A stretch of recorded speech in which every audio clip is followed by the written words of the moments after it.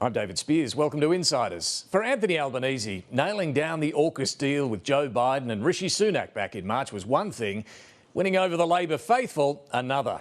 The ALP has long resisted anything nuclear, and many rank-and-file members agree with Paul Keating that this submarine plan is a terrible idea. But on Friday, a strong majority of delegates at the ALP Conference backed AUKUS. It's now written into the party platform, after powerful arguments from the Defence Minister and Prime Minister. The win for the government was predictable, but significant nonetheless. Later, I'll be joined by the Foreign Minister Penny Wong. But first, the panel, Coorey, Shalailah Medhora and Wright. Let's start with what we saw at the ALP conference. Phil, you were there. How significant was this resistance to the nuclear submarines? Oh, look, it was never going to be a majority resistance, David, but it was significant enough, you know, in terms of the size of the minority that was against it. And we saw when Paul Keating revved up the rank and file a few months ago, this was sort of the end product of that. And it's very strong at a branch level, and it's not just confined to the left. I mean, Keating and Bob Carr, for example, are from the right. So the powers that be at conference, you know, they could have done what Kevin Rudd did in 2009 and ban all debate on everything and have no votes, or they could have an honest, or have an honest discussion. And they knew they needed a discussion. And so the object became, as we went to conference, was how to manage it rather than stop it. So Richard Marles and Pat Conroy, the Assistant Minister, attached their own version of events to the platform and made the debate about that, and then sort of try to control the narrative. But it was good. It was. So what were the main concerns being raised? Oh, well, the same ones. Keating, there was the cost. There was the issue of sovereignty. Where do you store the nuclear waste? Is it inflammatory? Is it going to spark war in the region? All those sort of things. It basically rubbed against several Labor shibboleths, this thing. So it was a big moment for them to have to embrace that, and especially for the hard left of the party, and it was good. It was a good exercise to watch. It was honest. As someone said, it's a managed democracy national conference, and the party showed it had a pulse. It showed it had a heartbeat. I mean, they were obviously worried about the optics. We saw Peter Dutton and others saying, because Anthony Albanese... Labor doesn't really believe in it. Well, Anthony Albanese, and he said it in his speech, he said 100 times, we have to be credible on national security and the economy. And so they didn't want to be seen as divided on national security. And also, Albanese joined the debate at the end. That was for several reasons, one of which was to reassure the US and the UK, because they were is this mob really fair dinkum about this pact, because they're reading the same art stories as everyone else. So it had a number of factors to it, but it was in some ways, Shalailah, the speeches we saw from Anthony Albanese, Richard Marles, the Defence Industry Minister Pat Conroy on AUKUS were some of the sharpest speeches they've given, articulating why they think this is needed. Yeah, and I think it's as much as assuring the party as it is about assuring the public, because even though national security, defence are bipartisan issues politically and have been for some time, they're definitely not sealed, signed and delivered when it comes to the way the public think about them. The nuclear issue is one thing with the public, but I think the cost is a really big thing that a lot of people are going, oh man, if this is going to be one of the biggest ticket items in the future that we're going to spend our money on, we should know more about it and we should have more of a say about it. So I think it was as much as talking to the party faithful as it was to talking to voters about why we need this. And it's definitely, when you look at young people, for example, they're definitely not sold on it. They think the cost is extreme. They're not so sure about hitching our wagon to the US, which they see as a crumbling democracy in a lot of ways. So I think there's a lot of different factors here about why those speeches were so sharp. Yeah, those concerns are still absolutely there. On the cost issue, which is, you're right, one that you often hear people say, hang on, this is way too expensive. Richard Marles had an interesting line on that, Shane, didn't he? He said the cost is going to be, 0.15 of GDP. The cost of a war would be something like 40%. Is that a stretch, though, to compare it to the cost of a war? Well, and this was always one of the interesting things when they put up $360 billion. It's $360 billion over 30 years. Yeah, 40 years. Yeah. And like we saw the figure that's come out today about the IGR, that's $140 billion in 1 year, in today's dollars, not in 2062, 63. We're getting closer to $1 trillion if you start moving out over time. It was a deliberate decision to say, right, and being upfront, this is what's going to cost. But if you put it against, say, the age pension, the subs are a lot cheaper than age pension, superannuation, concessions. The NDIS. NDIS will be $100 billion a year in 10 years. I actually found it was intriguing. Like a lot of the commentators about the conference you would swear that they were trapped in the 1980s. We want these huge fights, and you go, Thatcher's not around, Reagan's dead, the Berlin Wall's gone, the Cold War's over, and you're thinking, right, the things we debate are very different today than we are to now. You're right. There's some nostalgia for the dust-ups in party conferences over years gone by. I mean, politics has changed a bit. Yeah. We don't see as much aggro generally, but this was genuinely held. I mean, I was sitting in the room, and it was reminded me a bit as a kid sitting on the hill at the cricket at Adelaide Oval. We had some great interjections, rubbish, and these sorts of things. It wasn't confected. It was managed, but it wasn't. And in trying to win over this crowd of Labor rank and file and union members and so on, it was interesting to hear all of the advocates of the AUKUS submarines talk about the jobs and unionised jobs in particular that this will deliver. What this is going to do is create 20,000 jobs around the country, direct jobs around the country. We're doing AUKUS in a Labor way. We're doing it in a Labor way.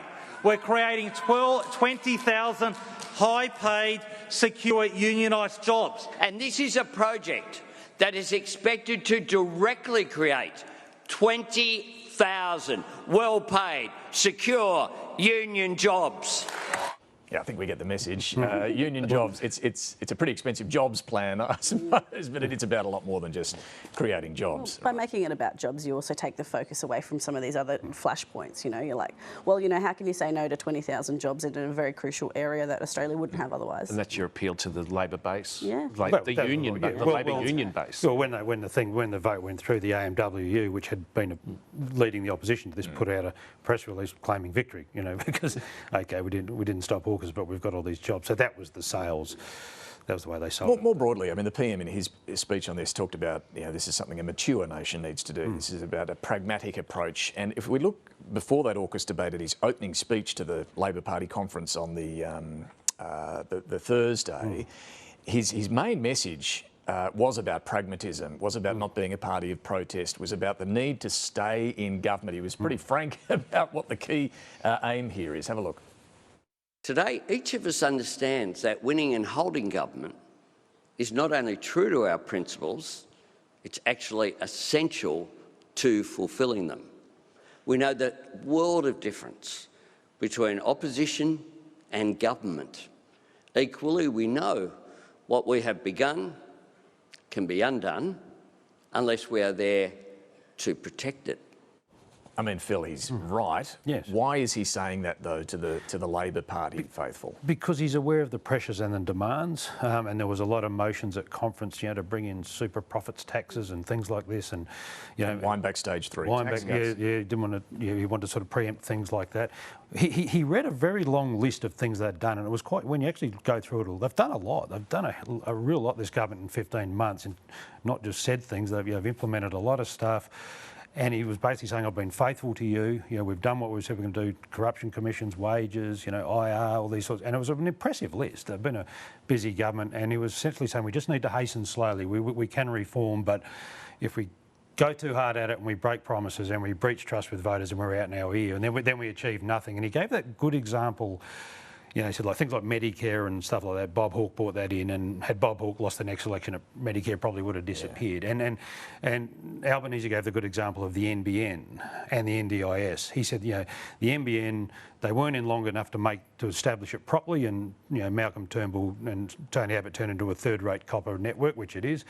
And the NDIS, he said, has been pushed to the brink. I mean, that thing's, could collapse. It's so expensive and it needs to be saved. So he said, we want to do things meaningfully, and to do that, you've got to stay in, you've got to get two or three terms. But is this a response, Shalailah, to the concern amongst some in Labor ranks that he's being too careful, not bold enough? Absolutely. I think it's a warning not a warning, but sort of a way to placate both the left and the right. So it's people who might be concerned that things will change very significantly now that Labor's in, but it's as much a way to placate particularly young people on the left who want radical reform. They want things to happen really quickly because the status quo isn't working for them. It's a way of saying, well, you know, you've got to be a careful, safe set of hands, otherwise things will get out of control and we won't be able to enact any change. So it is this carefully crafted message for really both sides of the fence here, I think. Yeah, and that applies to you know, those are seeking more bold action on climate change, Housing. stage 3 tax cuts. Yeah. Housing we're going to come to as well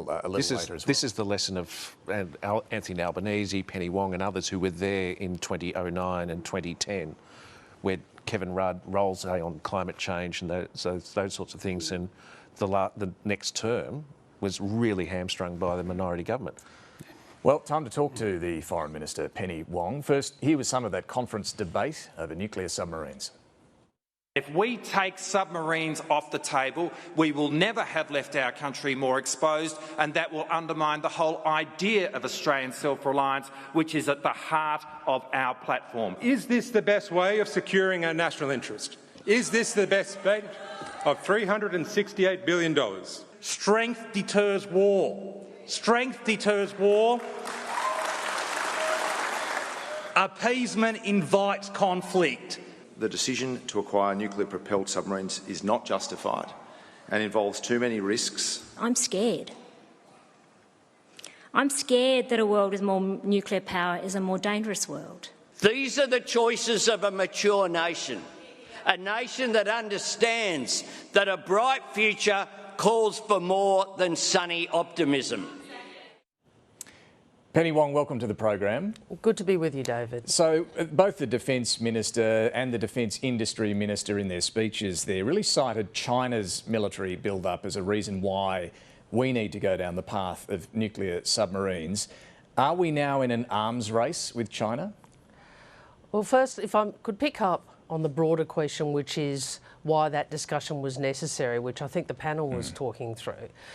I've said for some time, we've said for some time, including before the last election, we face the most challenging strategic circumstances since the end of World War II. And what we are doing as a government and as a party is discussing in a respectful way the strategic rationale for what we are doing, including AUKUS. And I think that's what you saw over these last few days, and particularly the AUKUS debate, where people of good faith, of good heart, had different views. You saw the government, from the Prime Minister down, articulating the strategic rationale for AUKUS. Now, I don't think about it in the terms you describe. I think about this as how do we achieve and ensure a peaceful, stable and prosperous region in which sovereignty is respected.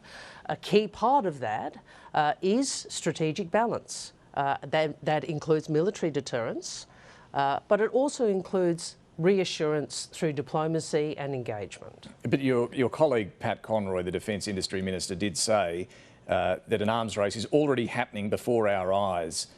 Is that your view? Well, I think this has been articulated, certainly in the context of the Defence Strategic Review. It is quite clear the build-up that we've seen in our region. But instead of talking about it, we are, like the previous government did, we want to do something about it. And what we want to do about it is ensure we contribute to strategic balance, which underpins the sort of stability and prosperity and peace that we all seek in our region, but what does as that mean? well as engage with other countries. In simple terms, though, if China were to keep building even more submarines and warships, would we have to do the same? Well, look, let's not. I don't want to talk about this hypothetically. I want to talk about what's really happening. What is happening is we are seeing a change in strategic balance in the region. We are seeing a more challenging strategic circumstances. The question is not how we, what sort of commentating. It is not commentating about it. The question is what we do about it. And what we have to do with other countries is to ensure that there is a strategic balance in the region. That we want to make sure that no country ever thinks that conflict is worth it. That's the calculus we always have to change, and we do that both by deterrence and by reassurance. That's what AUKUS contributes to, just as that's what our diplomacy, our development assistance and our engagement contribute to. You say we should focus on what's happening. Can I ask you this, Minister? Is China making the world more dangerous? Well, I think we know, and I think we've been very upfront about it, what is happening in terms of the military build-up in the region. We know that there is greater strategic competition between the great powers. We know what is happening in our region. We've seen recently exercises in the Taiwan Strait. We've seen events in the Philippines. Sounds like a yes. It is making the world more dangerous. No, you can use your words, I'll use mine. What I know is we came to government at a time where we were upfront about these being the most challenging strategic circumstances Australia faces. And the response to that is to be calm and consistent. The response to that is to do everything we can to ensure peace and to avert conflict, and that is what this government will do. Just a few other details on AUKUS. We heard repeated references to the unionised jobs that will be created in building the submarines. Can you just clarify, will only union members be allowed to build them? I think that this reflects the reality that these are very well organised unions in this area. I was the shareholder minister for the Australian Submarine Corporation. I can tell you that those unions were very important partners in making sure that the Collins class sustainment got back on track. So, but you can be a non-union member and still build a submarine, right? These are industrial matters that unions will deal with. But I know these unions well.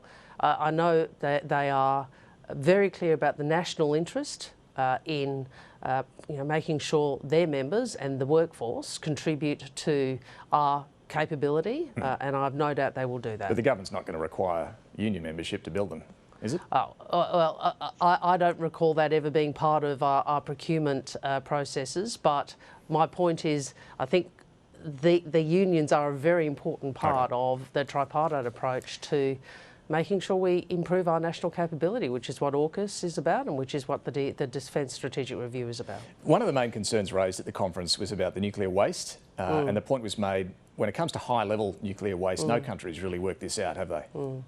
Look, nuclear waste is a big challenge. It is one of the consequences of going down this path that we will have to deal with, and we know that, which is why we're already starting that process of working through how this will happen. Obviously, we're talking decades away.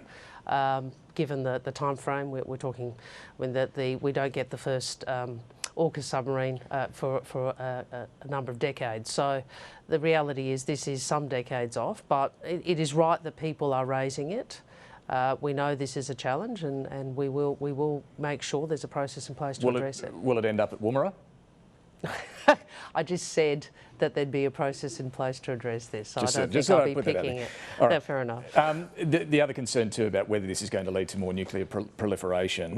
Will Australia sign the treaty on the prohibition of nuclear weapons? Okay, there are 2 points in your question.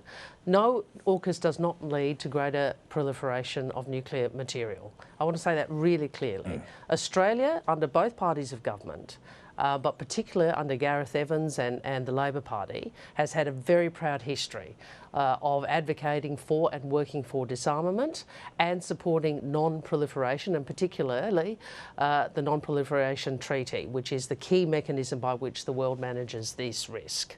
AUKUS will be consistent. We will work with the International Atomic Energy Agency to make sure it is consistent with our obligations, because we have, frankly, a gold standard credentials as a nation when it comes to nuclear non-proliferation, and we will protect that. What I'd also say in relation to the TPNW, we share the ambition that the Treaty on the Prohibition of Nuclear Weapons has for a world free of nuclear weapons, and which is why I've sent observers to the last conference. It's why we are looking at and considering very closely the treaty. But I would again make this point. The key architecture internationally to ensure that the world addresses the build-up in and the management of nuclear material has to be the NPT. That is what the nuclear parties have signed up to, and that's what we should be pressing them for. Okay, but on the treaty to ban nuclear weapons, what's your own view on this? Do you want Australia to sign it? I think it provides a very important tool internationally for progressing this discussion. I think, as I've said previously, there are questions about the architecture, whether or not there's universality, whether or not its consistency with the NPT, and enforcement and verification, all of which are the hallmarks of the NPT. So is it a maybe we are being constructive about engagements. We've set out the principles by which we'd consider it, but I again want to say I know that the TPNW is a very important articulation, particularly from civil society, about why people rightly want a world without nuclear weapons. The way you deliver that best, the way you deliver outcomes best, is through the Non-Proliferation Treaty. Okay, but your own department has previously said it wouldn't be in Australia's interest to sign this prohibition on nuclear weapons treaty. And I've taken I suppose, a more considered view than the previous government. I see the government sees the benefit of the discussion of the TPNW, and I think it reflects the aspirations that people around the world have, which is we want a world that is free of nuclear weapons. And the question is, how best do we get there, and how best, particularly in the context of strategic competition, do we keep pressing for disarmament and certainly transparency.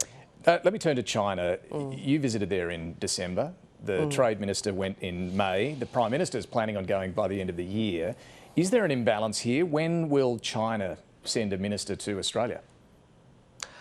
Well, one of the things I discussed with my then counterpart, Foreign Minister Wang Yi, when I was in Beijing, as you said, was the restarting of the foreign and strategic dialogue with China.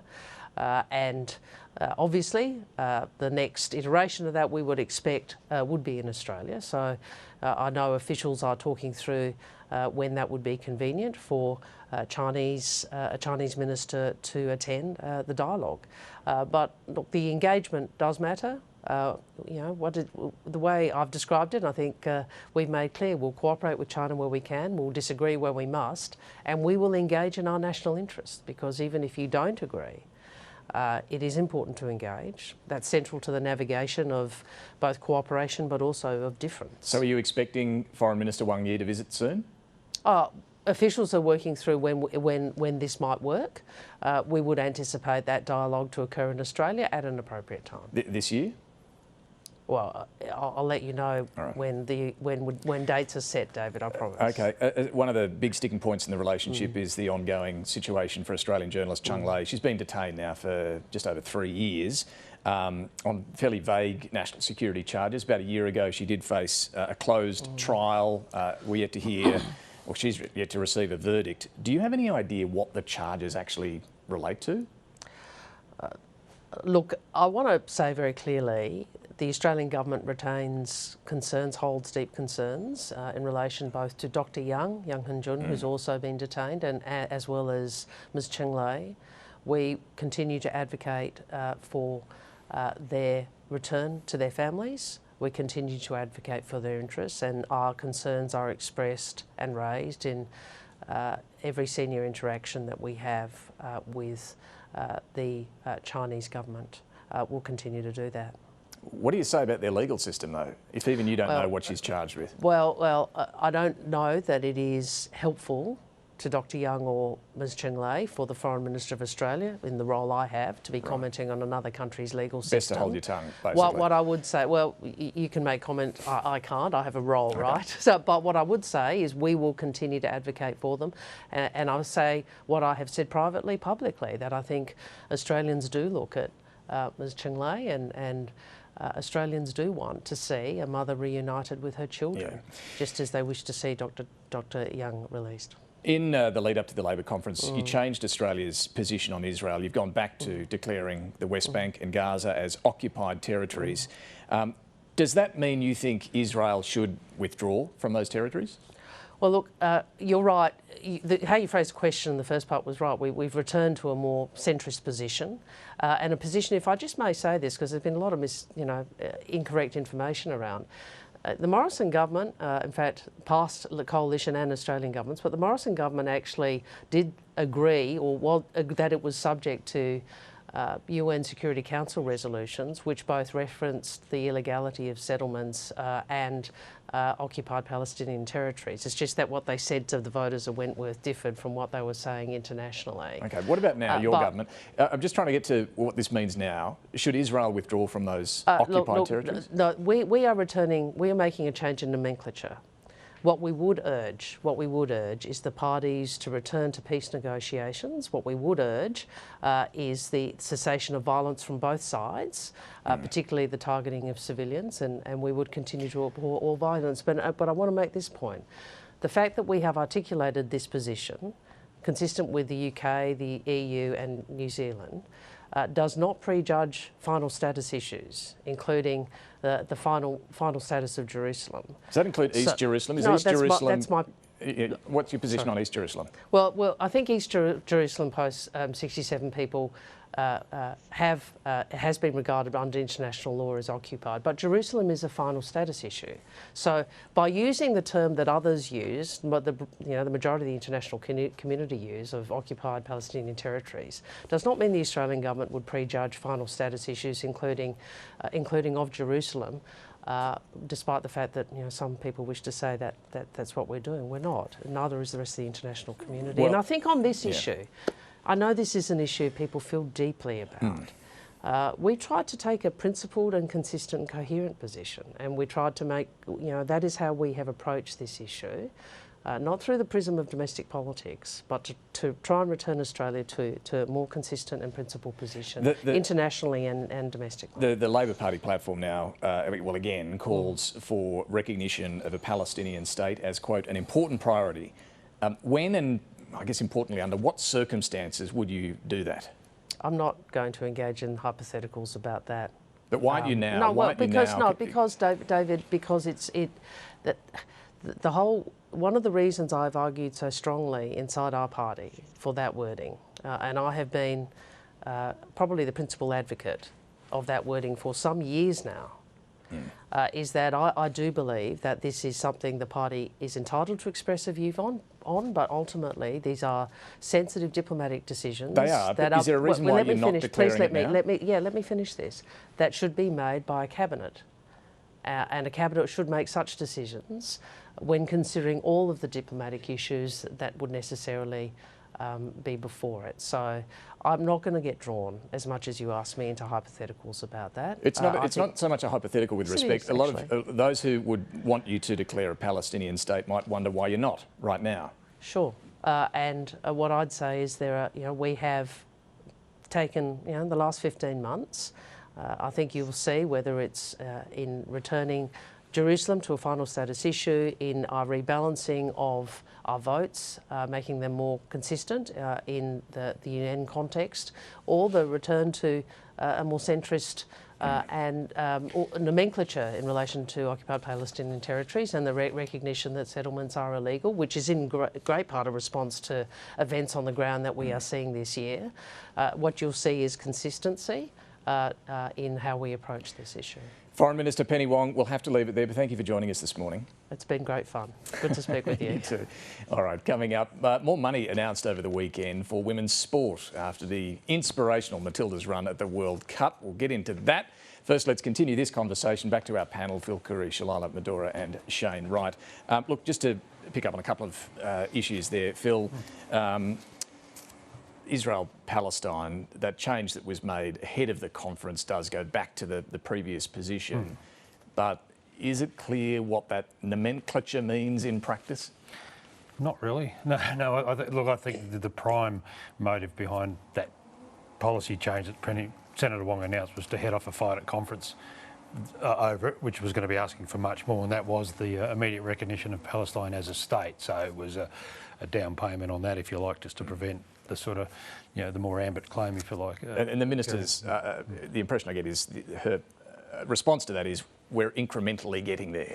Yeah. And look, they're no fan of the current Israeli government. I think they've said that their public comments, both with their approach to settlements and even this issue that's going on with the judiciary in Israel at the moment. Penny Wong sent an official protest, if you like, or want of a better word, a couple of weeks ago on that when that legislation passed the Knesset. So, there's not a close relationship at the moment, and they're under a lot of pressure from the left inside their own party to, and not just again the left, there's the Bob Carrs as well, and the elements of the New South Wales right, to take a more pro-Palestinian stance. So they'll argue it as going back to the centrist position, as Senator Wong calls it. Others will say it's more extreme than that, but it's not giving them what they were really after at conference, which is a recognition of the state straight away.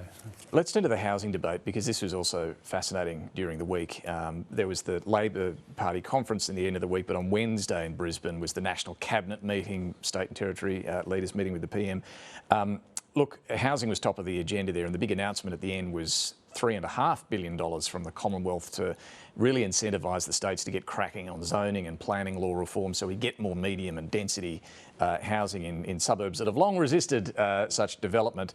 A new target set, 1.2 million homes to be built over 5 years. Shalailah, how achievable, aspirational is that target? Yeah, well, what's that saying? Never stand in the way of a premier and a bucket of money. Yeah. So there's definitely incentives here, and I think that cash incentive, the fact that it's not per capita, that whoever gets it done first will get this bucket of money. So just explain how that's going to work. Yeah, so essentially it's however quickly you can get these houses built means you can get the extra $15,000. It's not capped and it's not set targeted to each state and territory. If you are a bigger state and you lag behind, then sorry, you're going to get left behind here. So it's not divvied up in a per capita base. It's really incentivising getting people to do it as quickly as possible. And Shane, some of the big state premiers in Victoria and New South Wales have for months been talking about the need to go up with development, not continuing to go out in urban sprawl. So they're kind of on this track already, but this is now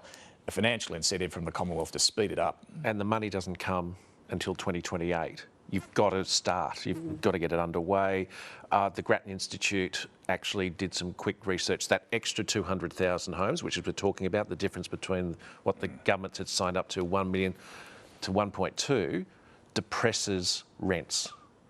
It means, I think it's about $8 billion less paid by renters to landlords over a period of time. If it goes through. If you can get it built. If they go towards it. But this goes to this whole point about, and which is where the Greens have got to, well, who cares? Supply is not the issue. We just want a rent freeze. Yeah, and I'll come to that. Supply is... There's not a lot for renters in the next couple of years, basically, on what they announced. But on this target of 1.2 million homes, there are some, including Peter Dutton, who are quite sceptical about the target. Labor promised 1 million houses, or they said it was an aspiration. They promised that in October of last year, and we know that they're not going to reach that target. So increasing it to 1.2 million might sound good, and the Prime Minister might be talking a big game, but the Prime Minister never delivers. Phil, I guess a lot of this will depend on how willing the states are to take on that NIMBYism in a lot of established suburbs. Yeah, that is 657 houses a day for 5 years. A former colleague of mine worked out. Well, not just how they could be apartments, it's dwellings, right? So, but nothing wrong with ambition. But that's right. It is a bit of a Hunger Games thing, as Shalailah was saying. It's the extra dough, the $3 billion, is for the 200,000 increase.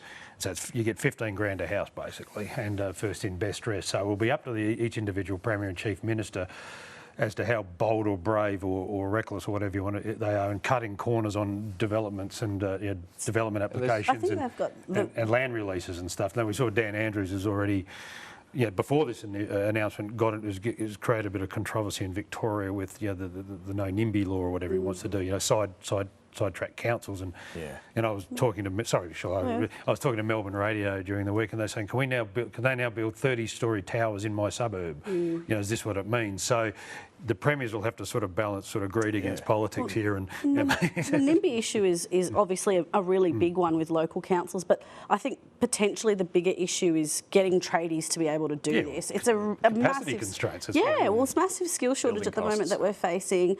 Anyone who's tried to renovate their house or fix something in their house will know how difficult it is to get a trade. The political question, I suppose, is for the premiers.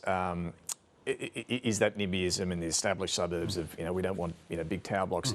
Is that now competing with the renters who are desperate for somewhere to live. Well, it depends where the renters are renting. I don't know how many renters are really renting in those areas, where they're really established NIMBYs, because they can't afford it. I mean, we can't argue against supply. I mean, supply. I mean, there's a lot of reasons why a housing crisis is, but supply is a big one of them. And if governments are prepared to incentivise supply, you can't argue about it. It's up to them how they actually do it and make sure it's palatable both politically and socially and so forth. It is supply, and you'll hear people saying, "Oh, we've got to," and where the opposition's got to big Australia, too many migrants.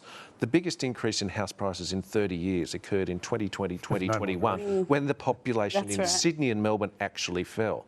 Like, we have got terrible housing policy for decades, and this government's actually throwing a fair bit of money at that space. And I think actually the 500 mil of this, which is aimed at local councils. Well-designed locations or whatever it is. Yeah, to get that going. And then there's this bigger issue where we've seen the cost blowouts of big infrastructure projects that the states are going.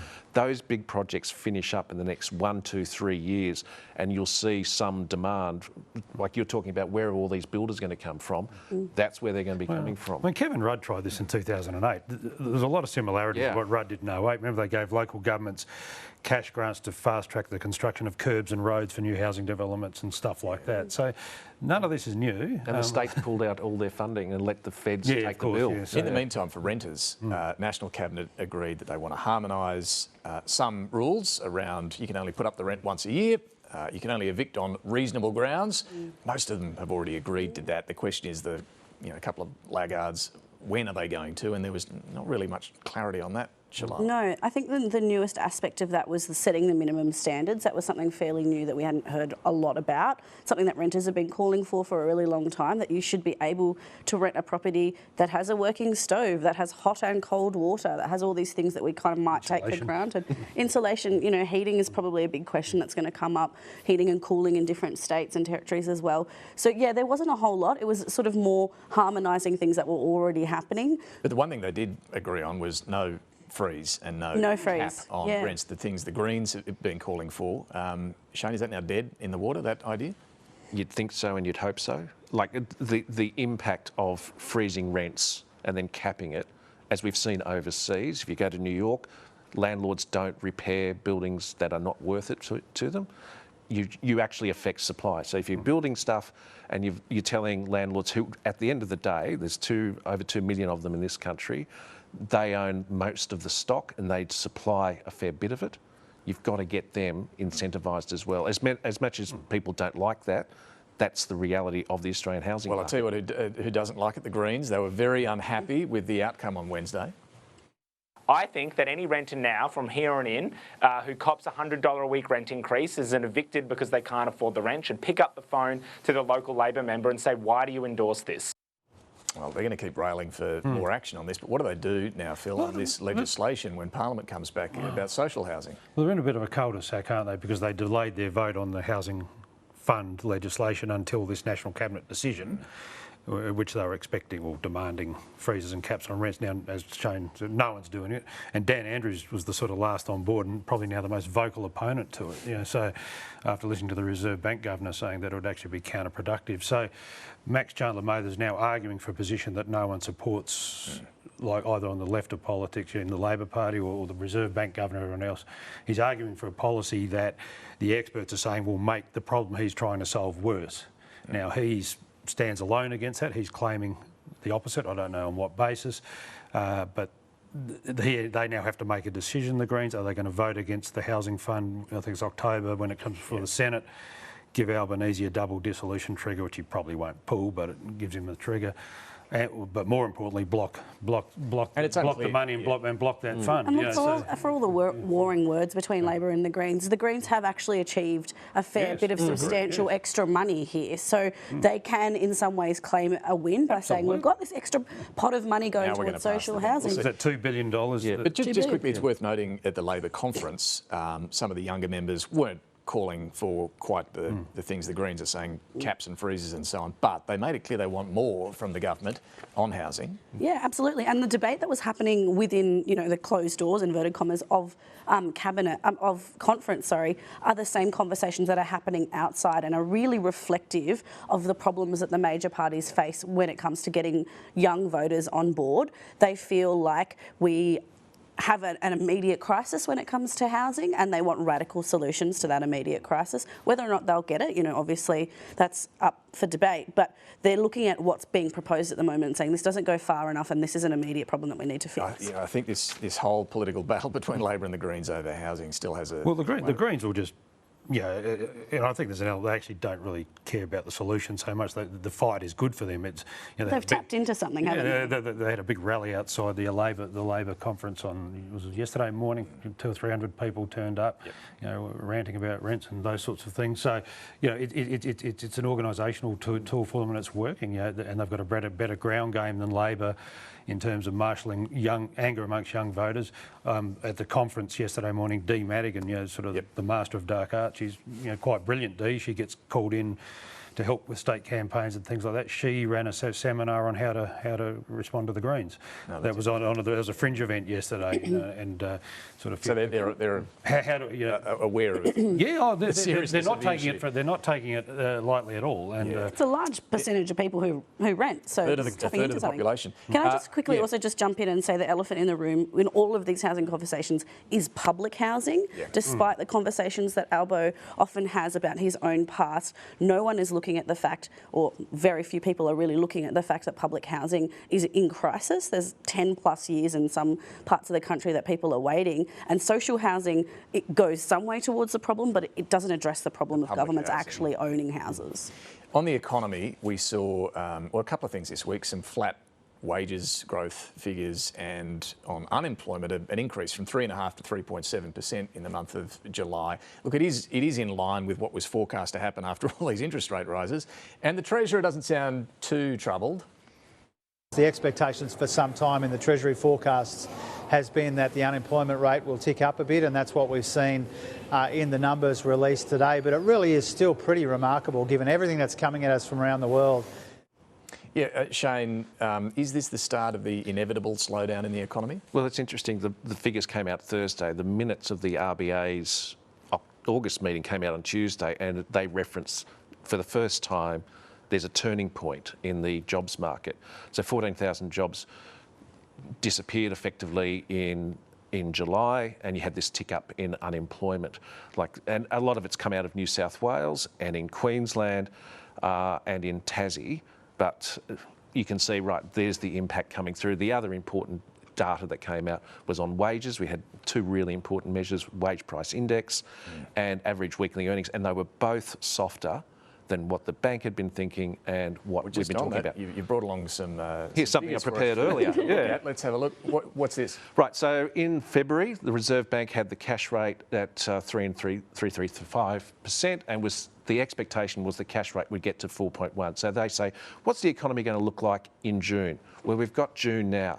They said inflation would be 6.7% in June. No, so it's 6. The blue bars are what the Reserve Bank forecast for June, and the orange ones are what we're actually seeing. Right, and wages they thought wages would be growing at 4.1.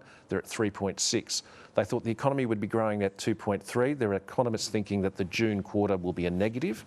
Growth will be under 2%. Than the RBA thought. They were thinking at that time. Does that mean they went too hard? Well, then they lifted, on 3 occasions. Every central bank has had troubles picking this up because jobs market have been tight, but wages growth and inflation is coming down. So this is why the financial markets now are saying there's a 12% chance of a rate cut at the next meeting. I discount that. They're not going to be cutting this year. What was their unemployment forecast? Was to go to 4.5? Yeah, 4.5. They had 3.9 by the end of the year. So you've got halfway to 3.9 by the end of the year already. Bottom line, if unemployment, and I think that's going to be the most politically sensitive, if that does go above that forecast, that's going to be a real challenge. That is exactly, and the Reserve Bank is going, rightio, what do we do?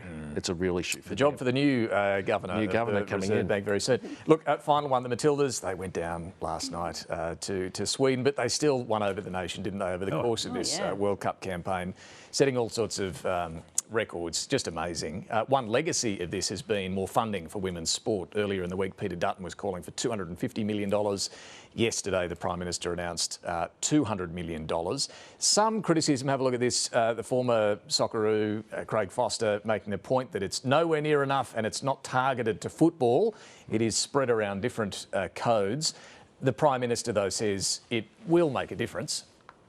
$200 million is a significant injection, and we think that it will make an enormous difference. Does this end the process?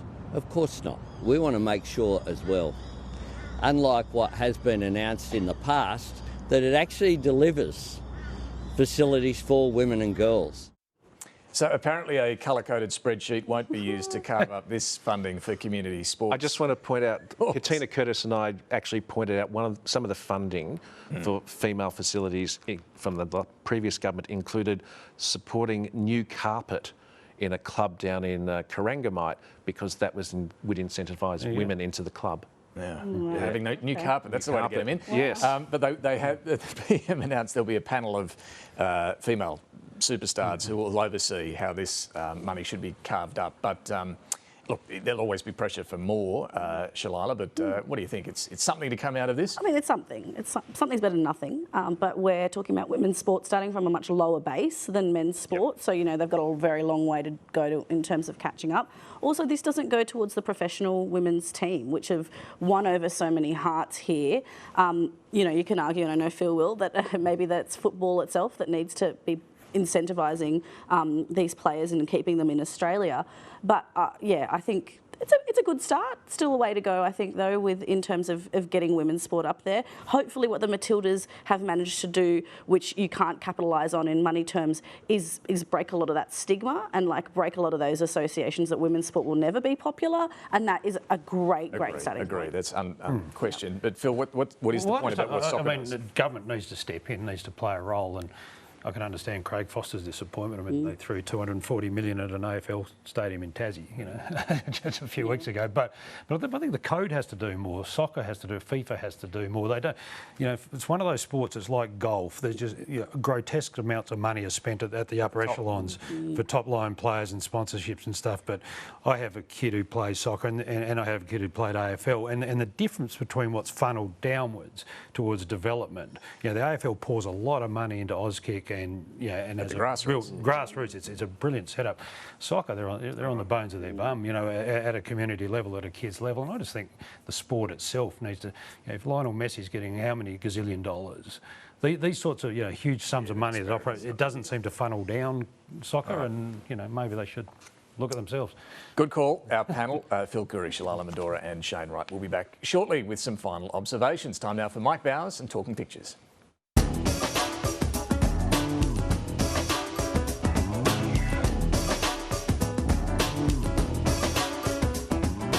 I'm Mike Bowers and I'm photographer at large for The Guardian Australia. I'm talking pictures this morning with cartoonist for ACM and the Canberra Times, David Pope. A very warm welcome on a chilly Canberra morning. G'day Mike, nice to be here. The Labor National Conference has kicked off, the 49th apparently, and they're going to have some healthy debates. It's great to see ideas being thrashed out in the open, and that's what you want to see. But it's the extent to which you can then hold the parliamentary party to account. They're done with visuals absolutely in mind for TV, really, isn't it? I see the Prime Minister's busted out his election dollar. Yes, it's been sitting in his pocket since last March. It's always interesting to see the people up on stage, definitely outside the CFMEU, the Festival of Democracy well and truly underway. Everyone in the fluoro kit. Yep. I did love this, Brett Lethbridge. He's got a lot weighing him down here. Greens pressure, factions, voice polling, AUKUS and housing. I need a holiday. That's not on the agenda. Yeah. How much is this tape actually binding tape, or is it more sort of cobwebs for Albo and the parliamentary parties? Fiona Katauskas is hoping it would be the festival of great expectations. It's a reminder of all the things and hopes from when they came in, I think. Okay, whose great idea was it to have our national conference programmed by an empathy coach? All sessions strictly compulsory, substitute teaching at state schools. On hold to Centrelink, lunch break, no lunch provided. 1400 to 15:30, hospital emergency waiting rooms. Then we've got the session on global boiling, the sauna lock-in. And then in the evening it's a do-it-yourself dinner on $3 budget. And finally, sleeping rough in the local park. Yeah. The key with drawing Jim Chalmers, it's the eyelashes. It just screams Jim to me.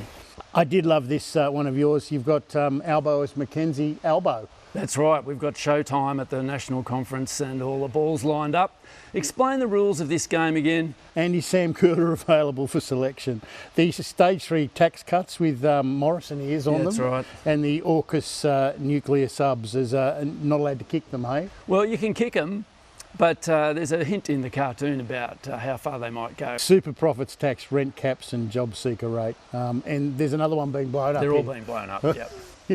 Putting air in the debate. It's such an interesting debate within the party. Beautiful to deal with that one magical day of the year. Ho, ho, ho, I'm doubling the rent. Merry... Hang on, I'm Santa. You should be Santa, actually. Let's swap it around. Ho, ho, ho, I'm doubling the rent. Merry landlord Christmas. Also, this carpet is filthy. It's got a way of condensing all the little issues down to this absurd level. And this is talking about the housing policy debate this week. Yeah, David, political football may divide us, but it seems that the Matildas have made us Australia United. It's been a big moment, hasn't it? Mark Knight here is channeling Bob Hawke from the 1983 Australia 2 win in the America's Cup. Any boss who sacks Albo at the next election for promising a public holiday if the Matildas win is a bum. So we had this whole debate about a national public holiday. It was a simpler time back then, wasn't it? Johannes Leek seems to think that the Matildas have stolen our hearts and stopped it at times. At one stage it stopped beating altogether. And it does make you wonder if FIFA shouldn't be paying us for hosting a cup, putting a nation through, that's a penalty shootout. This is what's going to happen. And our already stressed emergency department has now got to cope with all this cardiac problem. Summer is a-coming. You've got Australia here looking out over the Pacific. Did anyone remember to bring in those Bushfire Royal Commission recommendations we hung out to dry after the floods? Really strong cartoon, but a bit of a warning there for what's coming this summer, yeah? Yeah, you couldn't have watched the footage from Hawaii and not thought about what we've been through in the Black Summer bushfires and not be reminded of the pressing nature of climate change and the need to cut emissions. It's a timely cartoon from you, mate. I'll let you do the honours. It's been a great pleasure unpicking the events this week. It's good to talk to you, Mike. Back to you, David. Thank you, David. Thank you, Mike. Let's get some final observations. Shane. Happy birthday to Bronte Wright, who turns 20 today, who is also a renter.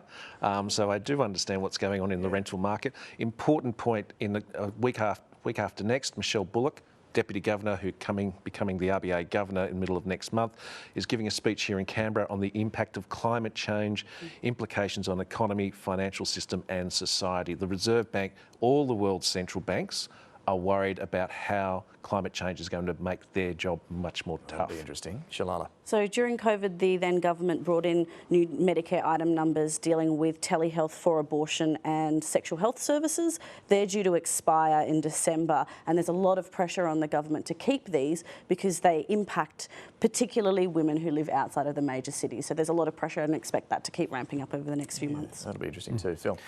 Fairly strong rumour around national conference that not this week but towards the end of next week the Prime Minister will announce October 14 as the date for the referendum and about a 6-week campaign. The first 2 weeks before he heads off overseas. He'll spend the first week overseas, the second week will be Parliament, then 4-week run down to referendum day. The clock ticking. All right, thank you all very much for joining us this morning. Finally, what could be funnier than Barnaby Joyce watching the wrong Matildas match? Huw Parkinson discovering that Barnaby Joyce watched the wrong Matildas match. We'll leave you with that. Thanks for watching. Come on down to the ballpark. Bring the kiddies, why don't you? Well, I went to the pub and watched them on the weekend, but I think we're watching the wrong game. I think they'd put on a repeat. I don't think it was the right one, because when we finished the game, Australia had won 1-0 in full time.